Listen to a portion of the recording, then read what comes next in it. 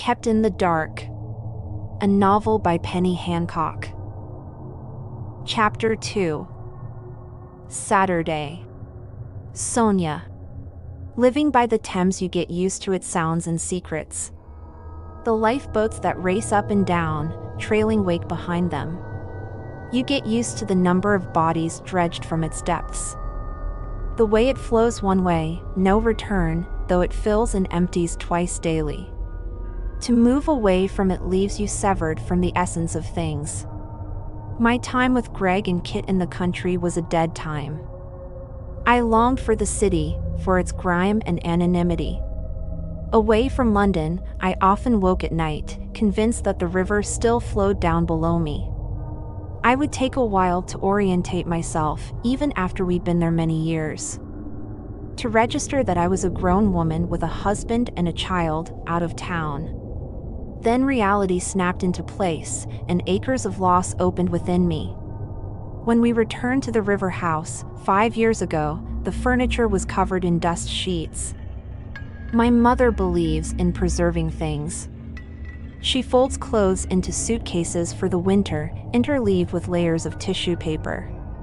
It's from my mother that I inherited the tradition of marmalade making, conserving, pickling.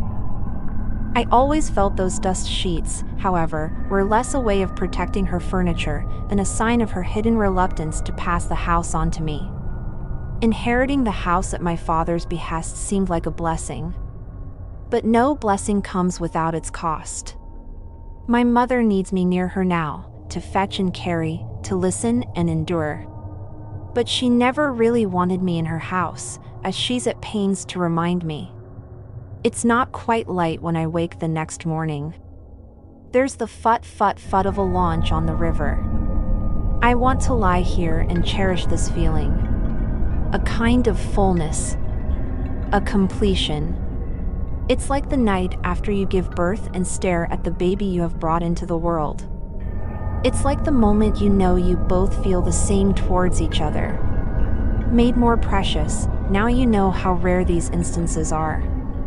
I hear footsteps along the alley as the first stall holders hurry towards the market. Soft gray light seeps round the edges of the curtains. I go to the window, pull them back. Outside, the tall buildings on Canary Wharf are pale, the glass walls reflect the pearly sky that gives way to a peach glow where the sun rises beyond Blackwell. It's very cold out there. The smell from the river is sharp, that rich oily mud stench which means the tide is out. Its swag will be on show. New deliveries will lie exposed on the shore, caskets, tires, bicycle wheels. I know it's regular imports, but there'll be the unexpected, too. However, I have no time for beachcombing this morning. I pull on my kimono and go to look at him. His face is paler in the early light of the music room, and for a split second, I'm gripped by a fear that I may have overdone it. He mentioned asthma. Alcohol, I once read, can bring on an attack. I bend closer, fill with relief his breath upon my cheek. He doesn't stir, so I pick up one of his hands. Observe the slender fingers, nails long enough to pluck the guitar.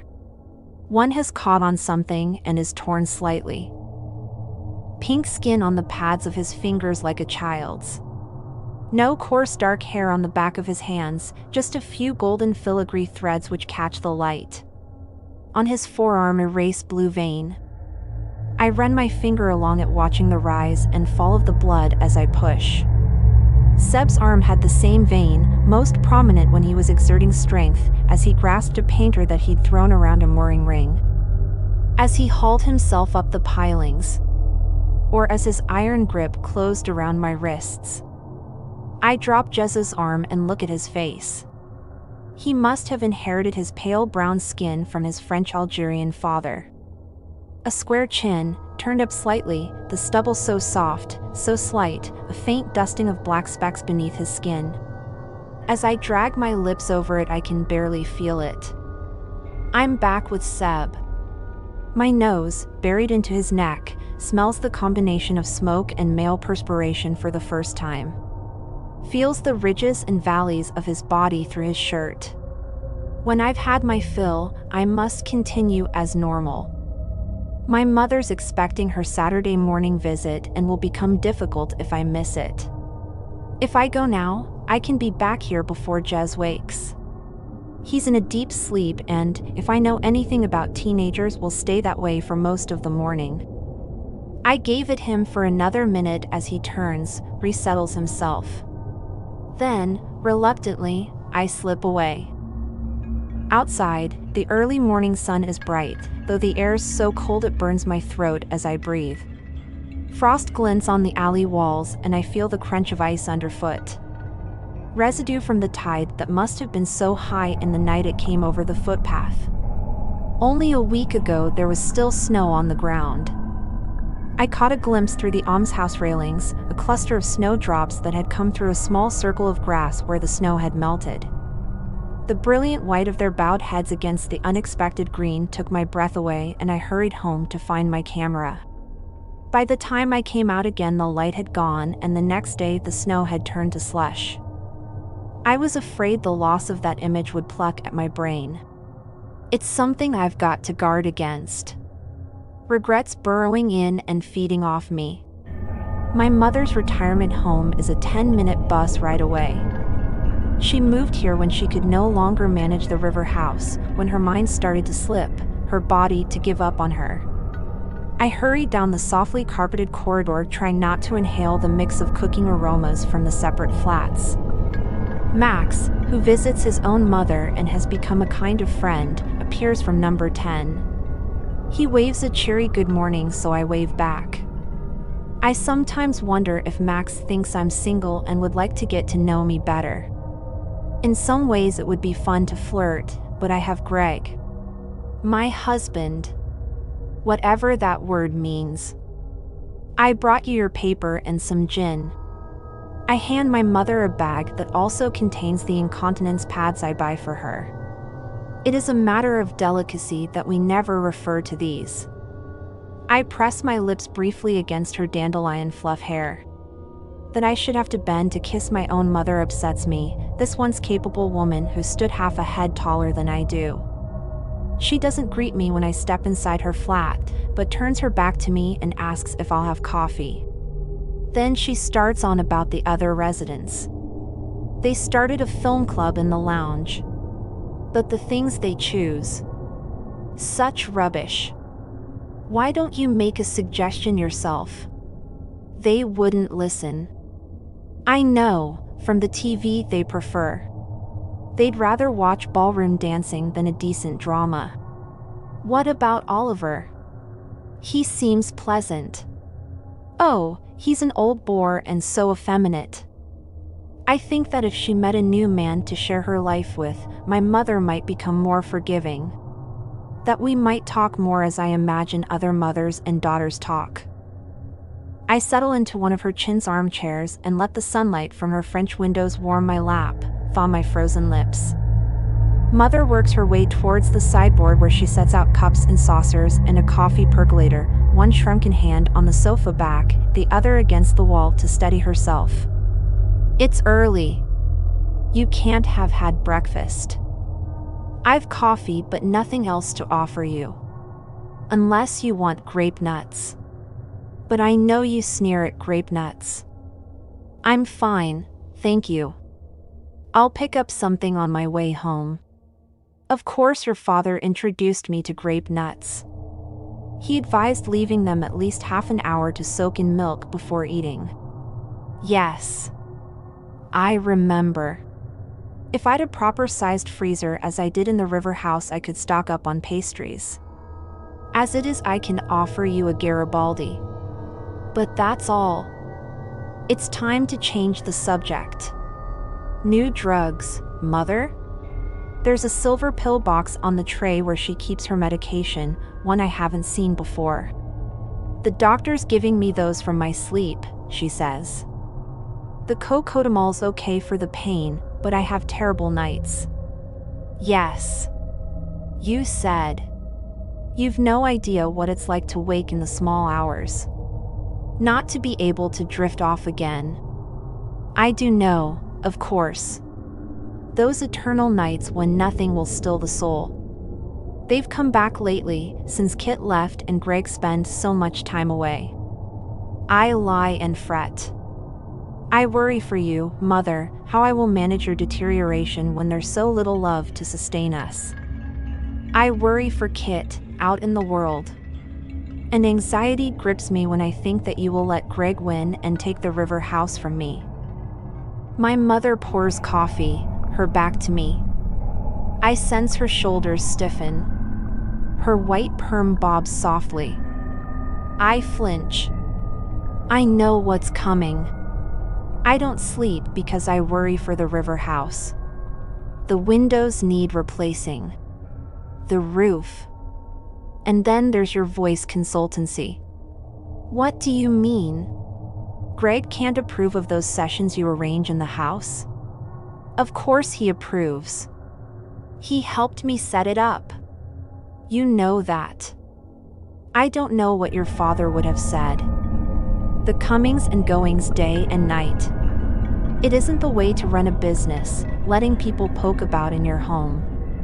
I've lost some clients in this recession, in fact. The business may suffer. She's coming back, the bone china plate held so precariously in one hand that the biscuits are in danger of sliding to the floor. I get up to rescue them, but she moves irritably aside. I sit back down. Then why are you determined to remain there? When everyone wants to move on? Why do you always make trouble, Sonia? Greg thinks the house is worth. What was it, something million? No. Impossible. Oh dear me. I do get my knots mixed up. But it's a gold mine. And yet you insist on staying. You spoke to Greg? I can hear the flint in my voice. He does phone, from time to time. We talk. You know we talk. The river house is a yoke around my neck. It's time you moved on. He understands that. It's only you who digs your heels in, Sonia. I'm in danger of losing my temper at this point. I stand up, say I need the loo. And her bathroom, I curl my fingers over the porcelain of the basin, count to 10, try to control my fury. She knows how much the subject upsets me. Yet she persists. I think of the things I do for her. The little sacrifices I make, constantly, to keep her happy, yet she cannot let me be where I need to be. Now that Jez lies peaceful in the music room, it hurts me all the more. I have sacrificed being with him for her. What if he leaves before I return? What if I've lost him for the sake of keeping her appeased with gin and newspapers? Back in her sitting room, I apologize, say I can only stay for 20 minutes this morning. Fortunately, my mother appears to have forgotten the subject of the river house. She hands me coffee and spends the rest of my visit recalling the singing teacher who flicked chalk at her across the classroom when she was a girl. She remembers the shade and texture of the teacher's lipstick. Can even recall to him they sang that morning. Break temptation's fatal power, she warbles. Her pale blue eyes water as she drifts back in time. Shielding all with guardian care, safe in every careless hour, safe from sloth and sensual snare. It's what's supposed to happen when you are in your twilight years, the slipping from the present into the past, I think as I hurry at last back down the corridor. What's odd is that it's happened to me too recently, since Kit left home. Memories creep up on me. Push up against me the way a cat rubs itself against your leg, purring, refusing to be ignored. Feelings swamp me out of the blue. There's nostalgia sometimes. More often there's a startling upsurge of guilt, shame, regret. I wish I could talk to my mother about this, but her reactions are always tinged with criticism. With accusation. There are so many places I dare not go with her. Greg. Kit even. Now she's the age I was when I left the house for the first time, argue that the past is gone. You move on. For a long time, I agreed with them.